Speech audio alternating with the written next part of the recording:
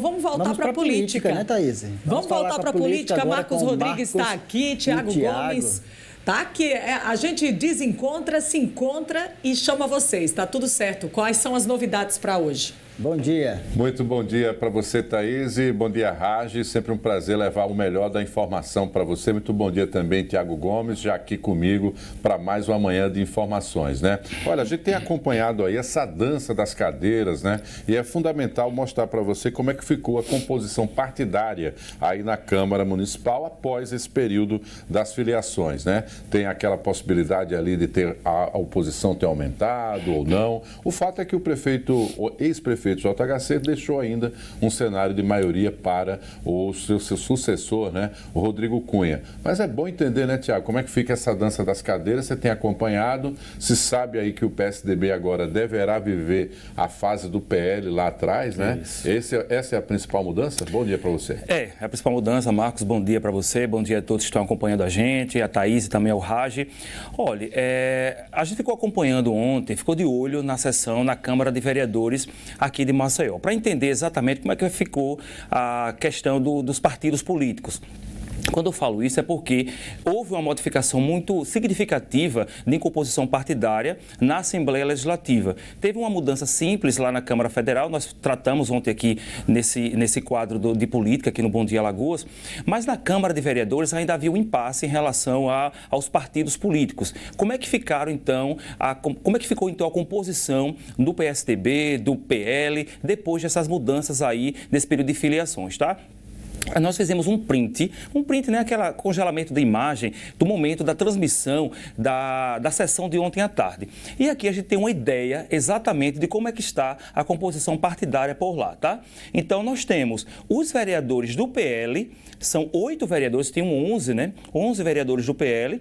E aí a gente percebe, Marcos, que aquela decisão que foi tomada sem o consentimento dos vereadores não se concretizou, porque pelo menos lá na Câmara eles não atualizaram a saída dos vereadores do PL para o PSDB. Então, Brivaldo Marques, Galba Neto, Jeanine Beltrão, Jonatas Almena, Leonardo Dias, Luciano Marinho, Marcelo Palmeira e Ciderlane Mendonça, com exceção de Leonardo Dias, né, que não teve essa situação envolvendo o nome dele, sem consentimento migrar para o PSDB, com exceção dele, os outros estavam inseridos nesse contexto. Mas ontem na Câmara, a gente percebeu que os vereadores do PL permanecem ali nos seus lugarzinhos, não fizeram essa troca ou estão ainda brigando na justiça para que se revertesse. Pelo menos a atualização no painel não foi autorizada em relação a isso. Com exceção, para além do PL, teve também aqueles que migraram para o PSDB. E aí sim já teve atualização. Dentre elas, ali do lado, vocês estão vendo no canto direito da sua tela, o vereador Chico Filho, que é o presidente da casa, o Cal Moreira, o Eduardo Canuto. Então, os três, de fato, assinaram ficha de filiação ao PSDB e já está ali constando como mudança partidária. O outro foi o suplente Neto Andrade. Com a volta de Eduardo Canuto e com a volta de Brivaldo Marques, saíram de cena o Caio Bebeto, que era suplente também, e o Neto Andrade. O Caio Bebeto permanece no PL. Mas aí as outras composições permanecem assim. São 8 vereadores do PL, continua sendo a maior bancada na Câmara de Vereadores de Maceió. O MDB agora tem 3 vereadores, porque um deles saiu para o PSD, que foi o Zé Márcio Filho, né? Recebeu autorização do PSD para sair, então agora estão 3 vereadores. O vereador Alain Pierre, a Fátima Santiago e o Kelman Vieira. Na verdade, não está atualizada aqui a questão do Kelman Vieira, né?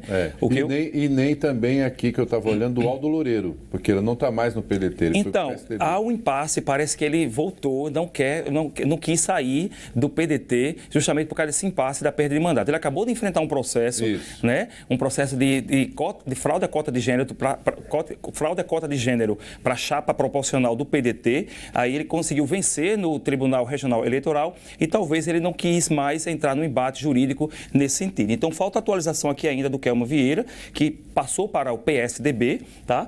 E o Davi Davino, aí tem o Davi Davino, a Olivia Tenório, o Tiago Prado, permanecem no PP. Tem a bancada do PSDB, agora que não tinha vereadores, mas agora já tem. Milton Ronaldo, Thales Diniz estão ainda no PSB.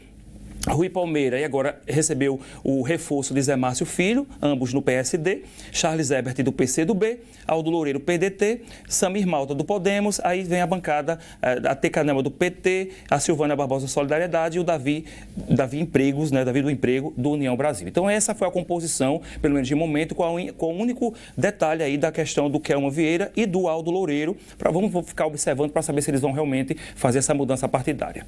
E na Câmara, né, quando o assunto envolve exatamente aí o Parlamento Mirim, né, o Parlamento Municipal, essa questão das filiações ainda continua ocupando muito espaço. Tanto que ontem o próprio líder do PL na casa, que é o vereador Leonardo Dias, ele acabou se pronunciando a respeito desse impasse. Foi um tom duro? Foi muito mais de recomendação? O que é que você sentiu aí nesse pronunciamento, Tiago? Não foi um tom duro, foi mais meio que de indignação, de perplexidade. Ele já tinha adiantado um posicionamento dele, né, o vereador Leonardo Dias, que é líder do PL na bancada, líder do PL na Câmara.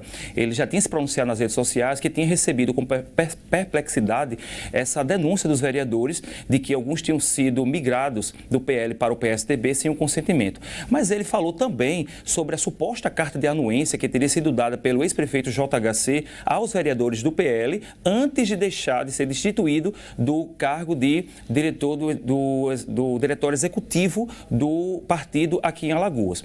Ele disse, né, nessa fala que ele teve em plenário, né, ele disse que não ia se furtar dessa responsabilidade, ele tinha que se pronunciar diante de toda essa celeuma envolvendo a bancada do PL. Ele disse que não havia necessidade disso tudo acontecer, tá? Ele ficou observando o cenário e o partido também vai dar um suporte total àqueles vereadores que decidirem permanecer no partido. E aqueles que saíram com essa possível carta de anuência também já foram alertados de que o partido vai reivindicar os mandatos porque eles não tinham autorização para sair. Segundo ele, essa suposta carta de anuência, ela foi concedida por uma suposta, em outro contexto, para desvirtuar o contexto, para esvaziar, no caso, a bancada do PL. Vamos então ver primeiro esse trecho em que ele fala sobre essa suposta carta de anuência e o que o partido PL vai fazer a partir de agora. Vamos ver. Quando o então prefeito JHC fez aquela reunião no dia 20 de março com alguns vereadores e anunciou a saída de alguns, e depois a gente, enquanto partido, notificou sobre os riscos envolvidos na carta de anuência que haveria sido dada, embora a gente não tenha tido acesso a essa carta de anuência, né, mas foram relatados que foram dadas essas cartas de anuência, e o entendimento do partido de um completo desvio de finalidade dessas cartas. A carta de anuência ela é um instrumento legítimo para casos pontuais, mas nunca para ser dadas em massa, visando apenas um projeto político pessoal. Então, haverá sim questionamentos do partido nesse sentido, como foi dito a todos aqui naquele episódio do dia 20, né, de março. Quando ele se refere a essa posição do partido, quem estava ali ouvindo atentamente o discurso, no caso a fala de Leonardo Dias, foi o próprio presidente Chico Filho, que foi um dos que decidiram deixar o PL para migrar para o PSDB. Mas assim, aparentemente, os vereadores que migraram, que fizeram essa mudança, estão tranquilos, tá? Eles disseram que vão enfrentar, se tiver uma batalha jurídica, vão enfrentar isso aí, tá? O vereador Leonardo Dias também se pronunciou sobre essa nova situação do final de semana, desses vereadores que foram surpreendidos, né? Pelo menos foi o que eles estão dizendo, surpreendidos com uma suposta certidão de filiação ao PSDB. Segundo eles, não assinaram nenhum tipo de carta de filiação, não assinaram essa ficha e estão questionando isso na Justiça Eleitoral e tentando resolver de forma administrativa junto ao PSDB, tá? Nós falamos ontem aqui, Marcos, que o ex-secretário de Articulação Política do JHC, o Júnior Leão, ele falando com a imprensa, né, inclusive com o nosso blogueiro aqui da Gazeta Web, o Edivaldo Júnior, ele disse que houve um erro, um equívoco. Os vereadores tinham demonstraram a intenção de se filiar ao partido PSDB, mas aí alguém pegou essas fichas e encaminhou no bolo. sem de fato os vereadores terem dado essa devida autorização. E o vereador Leonardo Dias disse lamentar o fato disso ter acontecido com esses vereadores e afirmando, inclusive, dando suporte de que os vereadores que decidirem se manter no PL vão ter todo o respaldo jurídico para concluir o seu mandato no partido. Vamos ver. JHC, ele tinha nossa legenda para ser candidato a governador, ele foi eleito com o fundo eleitoral do nosso partido, ele teve o tempo de TV do nosso partido, assim como todos os vereadores, e a atitude dele realmente é simplesmente injustificável. Então a gente, com muita incredulidade, como eu falei, recebeu essas notícias, tem acompanhado isso, e aqui eu reforço aos vereadores que foram vítimas dessa desfiliação em massa, o completo apoio do partido para que a gente possa reverter isso. É interesse do nosso partido tê-los conosco. Então, Vossas Excelências terão dentro do partido um apoio para que essas desfiliações possam ser revertidas e as desfiliações também. E que vocês tenham segurança, não somente para conduzir os seus mandatos, né, de forma tranquila, porque essa mudança, inclusive, ensejaria no risco de perda de mandato, coisa que nós não queremos, obviamente, né, e por isso que nós temos sido extremamente transparentes com todos aqui nessa casa sobre os riscos que essas movimentações têm levantado. Então, deixo aqui minha solidariedade a todos aqueles que foram vítimas e contem com o partido para que Vossas Excelências possam concluir o mandato, assim como é da vontade dos senhores permanecerem no PL. Então, todos que se sentiram enganados e vítimas dessa fraude já entraram na Justiça Federal, na Justiça Eleitoral, me perdoe, né, solicitando devidamente a anulação desse ato. E fica aqui o meu repúdio à forma irresponsável e inconsequente com que o PSDB conduziu essa situação. Pois é, e é com esse clima, né, um clima que beira aí, claro, essa meio que insanidade, né, as tomadas de decisão, uma hora está brigando, outra hora é aliado, enfim. É nesse clima que a Câmara também vai discutir outro projeto que é fundamental para a cidade, que tem aí 18 anos de atraso, que é o Plano Diretor. O Plano Diretor, ele chegou aí à casa e a própria presidência, na figura do presidente Chico Filho, já definiu até um calendário. Quer dizer, o que demorou muito para chegar, agora vai ser meio que feito dentro desse clima, já tem até calendário e cronograma. É difícil, né, Tiago? Muito difícil, Marcos, mas assim, essa questão do plano diretor, ela já tinha sido pensada pela Câmara de Vereadores, pelos próprios vereadores, quando teve uma mudança recente no regimento interno. Se percebeu que, como o plano diretor estava prestes a ser encaminhado pelo Executivo, né, já estava ali em vias de ser levado para o conhecimento da Câmara, para ser discutido naquele ambiente legislativo, então a Câmara se preparou de forma antecipada para que esse projeto ele tramitasse de uma maneira diferente dos demais, levando em consideração a sua importância, né, e também as discussões que precisam ser colocadas ali tanto para os vereadores como abertas para a sociedade também. Então, o vereador Chico Filho, ele disse que toda essa discussão ela será feita por todos os vereadores, inclusive ele estava esperando até ontem à tarde que o ex-secretário do IPLAN, né, que é o instituto que planejou exatamente o plano diretor, encaminhasse uma mídia para todos os vereadores tomarem conhecimento oficial, embora esse plano já estivesse publicado no Diário Oficial do município, mas todos os vereadores iriam receber de forma pessoal, individualizada, essa mídia contendo todo o plano diretor, para eles tomarem conhecimento e depois seguir a tramitação normal. Na sessão de ontem, o vereador Chico Filho, presidente da Câmara dos Vereadores, informou que a partir de agora, no caso, no máximo até a semana que vem, esse projeto vai ser lido em plenário e vai seguir uma tramitação diferente. Ele detalhou durante a sessão. Vamos ver. Tenha certeza, vereador Alain, que faremos um debate transparente, a discussão com todos os setores da sociedade, conversando com todos os vereadores da casa, vereador Samir. Esse é o desejo de todos. Todos aqui têm uma maturidade suficiente para entender a importância dessa legislação. Então, essa semana ainda, no máximo no começo da próxima, nós vamos estar evoluindo para a leitura do prolongamento, para tramitar na casa de forma ordinária e já agendar, junto com a presidente da Comissão de Justiça, com o presidente da Comissão de Assuntos Urbanos, as audiências públicas para começar a tramitar o plano diretor aqui na casa. Então, fiquem tranquilos. Contem com a posição dessa presidência e desta mesa diretora, no sentido de facultar todos o direito de participar das discussões do plano, como deve ser e como a legislação preceitua.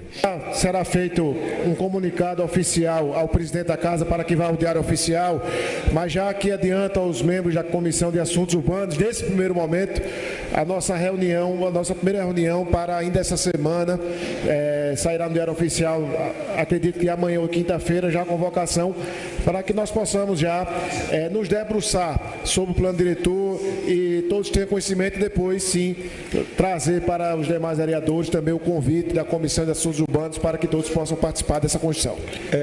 Esse um ano que nós estamos aqui, Vossa Excelência teve sempre o cuidado de incluir o plano, inclusive no regimento interno da Casa, com os seus ritos especiais, tratando de forma, inclusive, diferente de outros ritos processuais que nós temos na Casa.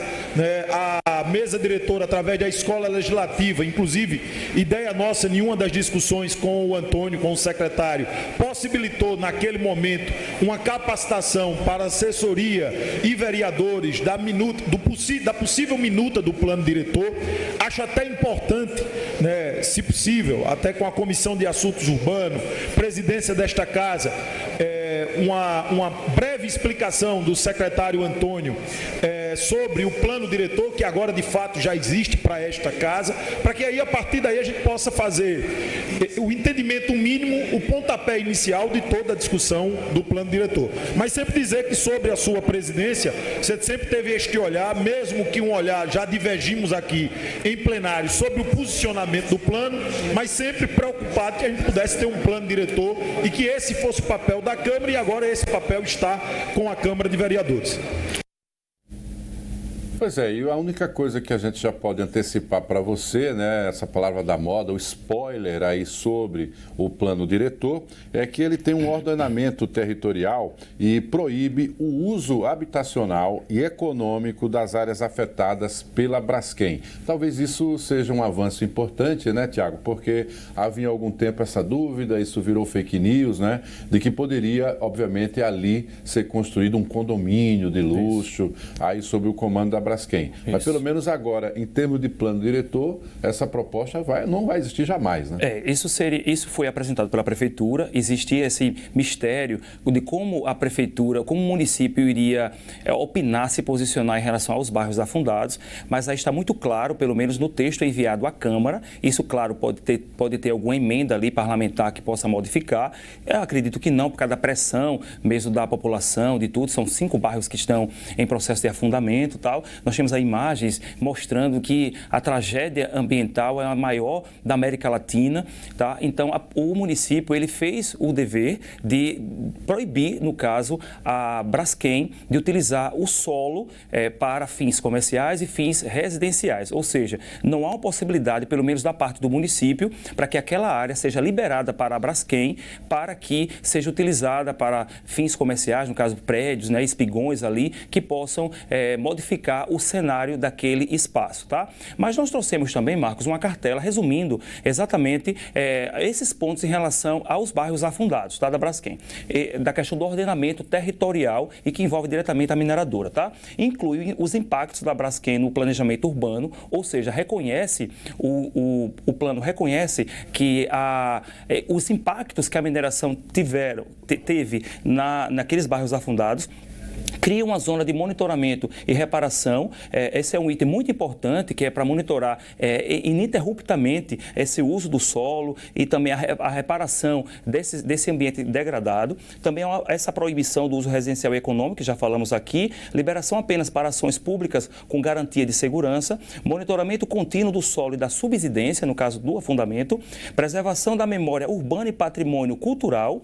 Braskem é responsabilizada por reparação e compensação, isso também consta consta no texto do plano diretor, e áreas passam a ter restrições no uso e ocupação do solo, tá? Nós fizemos um contato, né, queríamos ter uma opinião muito precisa e técnica do assunto. Nós recebemos um vídeo, na verdade esse vídeo foi publicado pelo próprio Dilson Ferreira, que é arquiteto e urbanista, ele opinando exatamente sobre essa criação dessa zona de monitoramento daquela área dos bairros afundados. Nós vamos ver a partir de agora qual a opinião dele em relação a esse ponto especificamente. Vamos ver.